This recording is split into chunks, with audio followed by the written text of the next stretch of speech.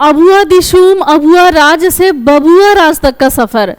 झारखंड की स्थापना हुई 2000 ईस्वी में, तो 2024 तक का सफर। और झारखंड के गरीब परिवार में जन्म लेने से लेकर के गरीबी में मर जाने का जो सोच है वहाँ तक का सफ़र। तो आज के इस वीडियो में इसी सफ़र को पूरा करेंगे और हम लोग जानेंगे एक ऐसे राज्य के बारे में जिसको भारत का रूर प्रदेश कहा जाता है और भारत का रत्न गर्भा कहा जाता है, लेकिन यहाँ के लोग हैं जो गरीब हैं। पूरे भारत में राज्यों की अगर सूची देखा जाए गरीब राज्यों की, तो उसमें दूसरा स्थान आता है इस राज्य का। आखिर झारखंड इतना गरीब क्यों है? कुछ नए आंकड़ों के साथ इस वीडियो में मैं लेकर के आई हूँ। तो चलिए अब हम लोग जानते हैं कि आखिर हमारा झारखंड गरीब क्यों है। देखिए, मैं और आप, हम लोग आम आदमी हैं, हम लोग गरीबी को किस तरीके से देखते हैं, तो एक आपको चित्र के माध्यम से मैं आपको बताना चाहती हूँ। कुछ मेरी भी सोच आपको यहाँ पता चलेगी कि देखिए गरीबी क्या है। एक छोटी सी बच्ची है और कपड़े उसके बॉडी पर बहुत कम हैं, और यहाँ एक प्लास्टिक में क्या करी है, उसने हवा भर रखा है और उस पर उन्होंने लिखा है कि हैप्पी बर्थडे पापा। आपको क्या लगता है कि क्या ये गरीबी है? तो जी हाँ, हमारे आपके नज़र में यही गरीबी है। किसी के परिवार का बच्चा बर्थडे जब उनकी होती है तो विदेशों में अपने बर्थडे जो है वो सेलिब्रेट करते हैं, और किसी परिवार का बच्चा इस तरीके से अपने पिताजी का बर्थडे जो है वो सेलिब्रेट कर रहा है। एक पिता के आंख में आंसू, वो आंसू इसलिए कि वो अपने परिवार के इच्छाओं को पूरा नहीं कर पा रहा है।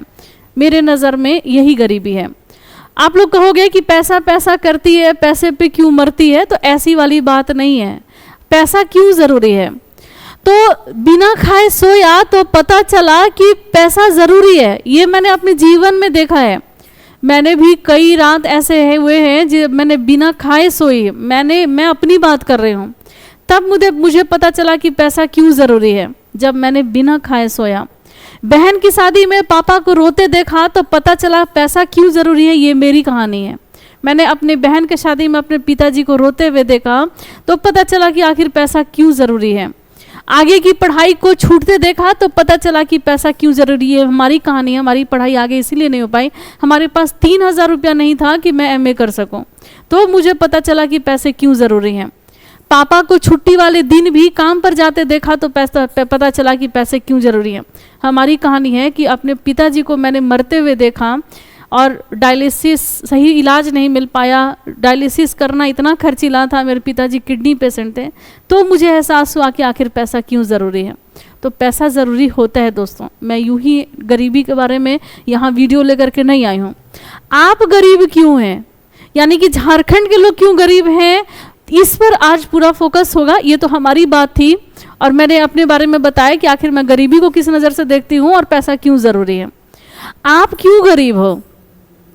तो आप गरीब क्यों हो? और पता है बुरा कब लगता है?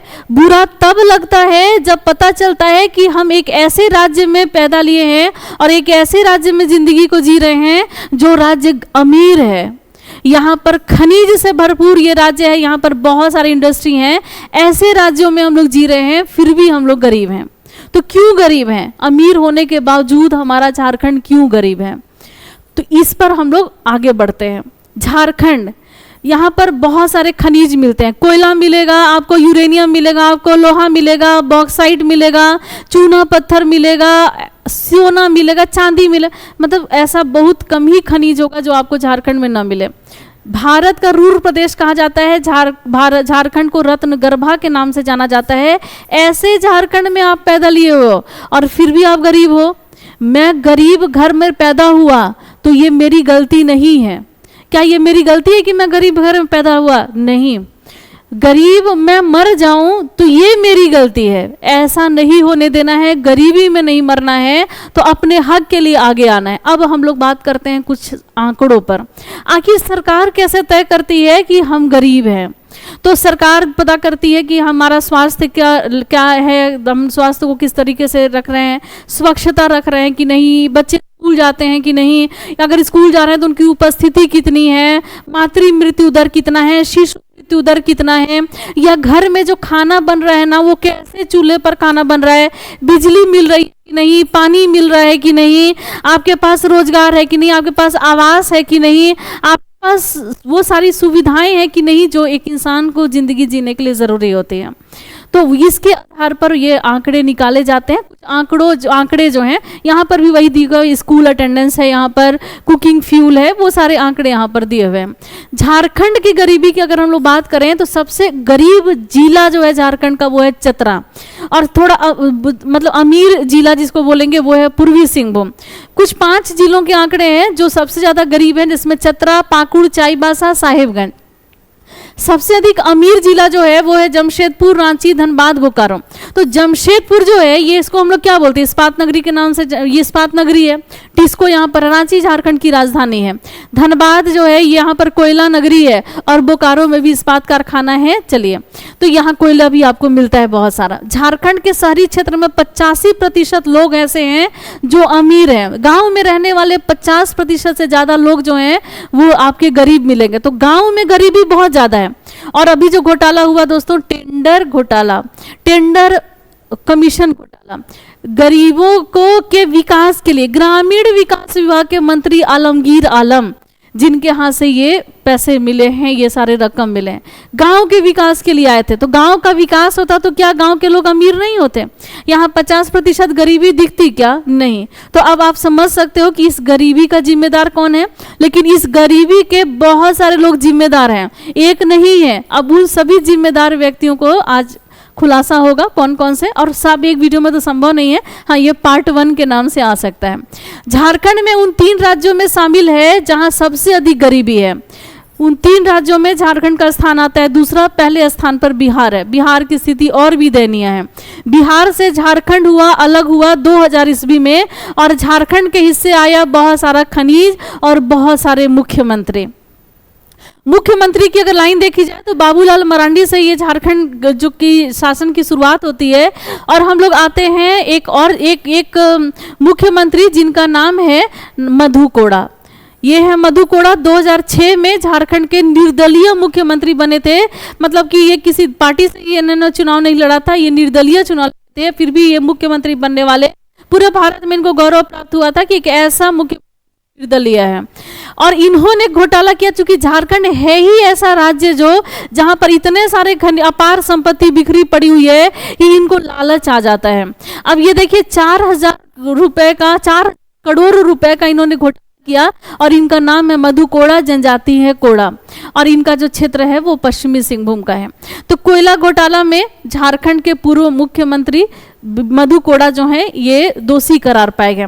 दोषी जब करार पाए गए तो इनको कोड़ा को 3 साल की सजा हुई और 50 लाख रुपए इनको जुर्माना देना पड़ा। ये तो एक मुख्यमंत्री की बात है जो 2006 में बने थे। लेकिन मुख्यमंत्री का नाम हम लोग क्यों ले रहे हैं? आखिर गरीबी से इनका नाता है। अगर मान लीजिए कि हमें पैसे की जरूरत होती है तो क्या मैं अपने पिताजी से मांगती हूँ ना? तो एक राज्य के मतलब एक देश के नागरिक हैं और हम गरीब, अगर मुझे रोजगार चाहिए तो ये रोजगार का काम कौन करेगा? तो ये सरकार का जिम्मेदारी है कि अपने यहाँ के लोगों को आप रोजगार दीजिए। तभी तो इतने सारे वादे होते हैं में, और वो वादे को पूरा करने के लिए वो बोलते हैं कि पूरा कर देंगे, आप मुझे वोट दो। तो हम लोग उनको वोट देते हैं और वो चुन करके आते हैं, तो उनकी जिम्मेदारी बनती है ना कि अपने वादों को पूरा करें, या फिर ऐसा कोई वादा ही ना करें। जो पूरा करेगा हम लोग उसी को वोट करेंगे। आप जो बोलो आपने पूरा किया, आपको वोट होगा। अब देखिए 24 घंटे बिजली देने का वादा किया था कौन? रघुवर दास। और ये बात है ना कि बिजली मेरे को मिल रही है कि नहीं मिल रही है, पानी मुझे मिल रहा है कि नहीं मिल रहा है। तो वादा किए थे रघुवर दास जी, बीजेपी की सरकार थी, कि 24 घंटे बिजली देंगे, झारखंडियों को धोखा दिए। देखिए 2019 में सरकार बदली थी, लेकिन रघुवर दास की सरकार आई थी 2014 में। अब आप बोलोगे कि चूंकि झारखंड में अस्थिर सरकार होने के कारण झारखंड के जो लोग हैं उनको रोजगार नहीं मिल पाता, वो गरीबी में रहते हैं। अब गरीबी को दूर करने के लिए जो मेन बातें हैं वो मैं ये जानती हूँ। ये तो आंकड़ा अलग है कि हमारे वहाँ का बहुत सारा खनिज है वो अन्य राज्यों में चला जाता है, पैसे उधर चले जाते हैं, उधर चले जाते हैं, उधर चले जाते हैं। ये सारी बातें जो हैं ये कहने सुनने के लिए है। लेकिन जो सच्चाई, जो रियलिटी है वो ये है कि अगर घर घर में रोजगार दे देते हैं ना, तो इतना आपको टेंशन लेने की जरूरत ही नहीं है कि आप किसी के घर में खाना पहुंचा रहे हैं, किसी के घर में पानी पहुंचा रहे हैं। आप टेंशन फ्री हो जाइए, लोगों को रोजगार दे दीजिए। आप खुद देखिए कि जिनके घर में सरकारी नौकरी है उसका टेंशन आप लेते हो, उसका टेंशन आप नहीं लेते हैं। आप उसका टेंशन लेते हैं जिसको आप रोजगार नहीं दे पाए। तो अगर आप रोजगार दे रहे हैं तो भी ऑटोमेटिक हो जाएगी। तो हमारा जो पूरा मुद्दा रहेगा आज के वीडियो का इसी पर रहेगा कि रोजगार तो गरीबी हटाओ। अब देखिए 2018 तक 24 घंटे बिजली देने का वादा था, ये पूरा नहीं किए। ऐसा कई वादा इन्होंने किया है जो यहाँ पर पेपर के कटिंग में निकला हुआ है। 2019 का चुनाव था विधानसभा का, और उस समय में रघुवर हटाओ भगाओ और झारखंड भगाओ के नारे लगाए गए, लेकिन सरकार बदल गई, ठीक है ना। ये एक नारा लगा और रघुवर दास तो अपना जो सीट हारे, लेकिन सरकार भी बदली, बीजेपी की सरकार बदली, एक नई सरकार आई। न भूले हैं न भूलेंगे, इनका घोषणा पत्र था दोस्तों, चुनावी घोषणा पत्र। उसमें कई वादे इन्होंने किए थे।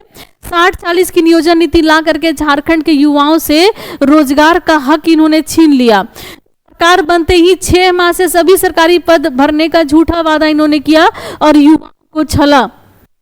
घर के एक सदस्य को सरकारी देंगे, अब बोल रहे थे कि नौकरी नहीं तो बेरोजगारी भत्ता देंगे, और नौकरी के नाम पर इन्होंने युवाओं, एक बात और इन्होंने कहा था, 1 साल में आप 2 बार जेपीएससी क्लियर कराएंगे और 5 लाख युवाओं को रोजगार देंगे, 5 लाख रोजगार देंगे। और सरकार ने हासिल किया जब विश्वास मत, और बोले कि 8 एकड़ जमीन मेरी है, जमीन घोटाला में ये अभी संलिप्तता है। तो इनका जब अविश्वास प्रस्ताव पेश किया गया था, फिर इनको मतलब इन्होंने विश्वास हासिल किया, और उसके बाद इन्होंने कहा आप हो ये जो 8 एकड़ की जमीन है ये हमारी है, तो मैं राजनीति से संन्यास लूंगा। अभी का जो इनका वर्तमान जो है पता, वो झारखंड का जेल है। क्यों? क्योंकि इन्होंने जमीन आवंटन जमीन घोटाला में ये इनकी संलिप्तता है। सरकार बनते ही इन्होंने कहा था कि 1 साल में 5 लाख नौकरी देंगे, और ऐसे मुख्यमंत्री जो हैं अब कह रहे हैं, वादा करने वाले जो मुख्यमंत्री जो बोले थे 5 लाख देंगे, सभी युवाओं को नौकरी देना संभव नहीं है। इनका ये कहना है कि बोल तो दिए थे कि 5 लाख देंगे, लेकिन ये संभव नहीं है कि सबको नौकरी मिलेगी। युवाओं को 50,000 लाख रुपए तक का लोन देने की तैयारी है। मुख्यमंत्री ने एक तैयारी कर लिया, आपको मैं लोन दे रहा हूँ, लोन लीजिए, अपना कुछ व्यवसाय शुरू कीजिए। आपको लगता है कि सबको नौकरी ही मिल जाएगी? तो नहीं, आप मुर्गी पालो, बत्तख पालो, बकरी पालो, भेड़ पालो, सुअर पालो, मछली पालो, कुछ ऐसा काम करो कि आपको आपकी गरीबी दूर हो, आपकी बेरोजगारी दूर हो, और आपको मैं लोन दूं ना, आप लोन लीजिए। युवा नौकरी नहीं, कर्ज देना चाहते हैं हमारे यहाँ के पूर्व मुख्यमंत्री हेमंत सोरेन। लेकिन दोस्तों दुर्भाग्य की बात है कि हो सकता है कि ये 5 लाख जो नौकरी देने का इनका वादा था वो पूरा कर देते, चांसेस था ये पूरा, लेकिन हो सकता है कि इनके जो जितने भी वादा इन्होंने किया था पूरा करते, लेकिन ईडी का जो है इसकी मार ये झेल रहे हैं, ईडी की, और इनको एक जमीन से विवाद में, एक घोटाला में अभी जेल के अंदर है। ये जेल के बाहर रहते हैं तो शायद वो अपना काम कर देते। तो चलिए कमेंट करके मुझे बताइए कि क्या आपको अगर रोजगार मिल जाता है तो क्या झारखंड में गरीबी दूर होगी? पहला चीज। और ये मुझे बताइएगा कि क्या ये जेल में ना होके अभी वर्तमान में हमारे यहाँ के मुख्यमंत्री रहते तो क्या हम लोगों को 5 लाख का रोजगार मिल जाता? मुझे लगता है कि चलिए मैं अपना व्यू नहीं दूंगी, आप कमेंट करके मुझे बताइएगा। ईडी एक बहुत बड़ा अध्याय का शुरुआत हुआ है झारखंड में, और वो है ईडी।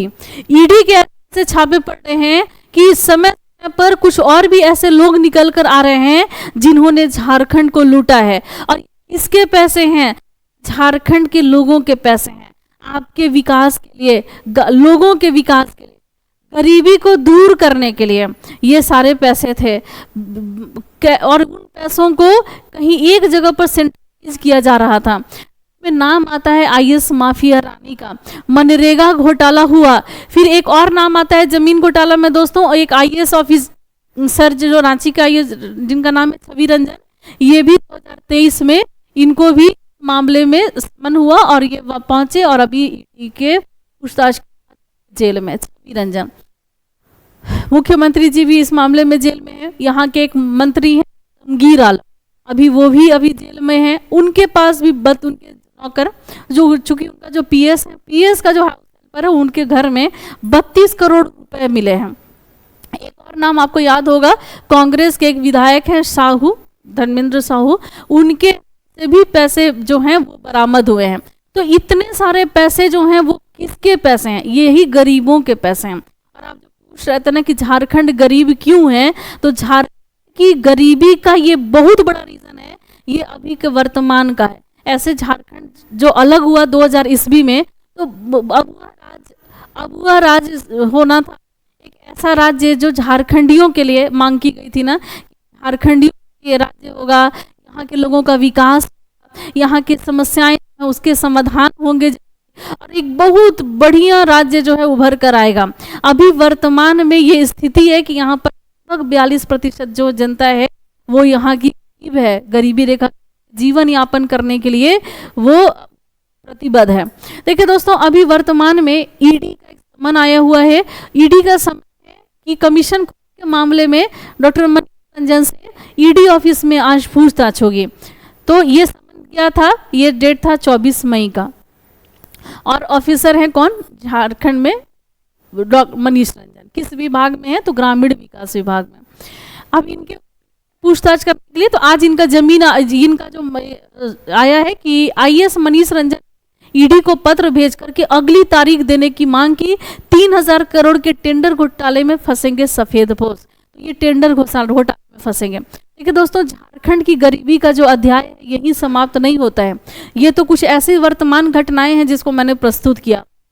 इसका पार्ट 2 आएगा जिसमें आप लोग को पता चलेगा ओवरऑल सारा चीज कि आखिर जो 2000 ईस्वी में झारखंड का गठन हुआ उसके बाद से झारखंड और भी किसने किसने लूटा है। तो एक और इसका वीडियो आएगा दोस्तों। आज मिलते हैं नेक्स्ट वीडियो में, आपसे विदा, धन्यवाद।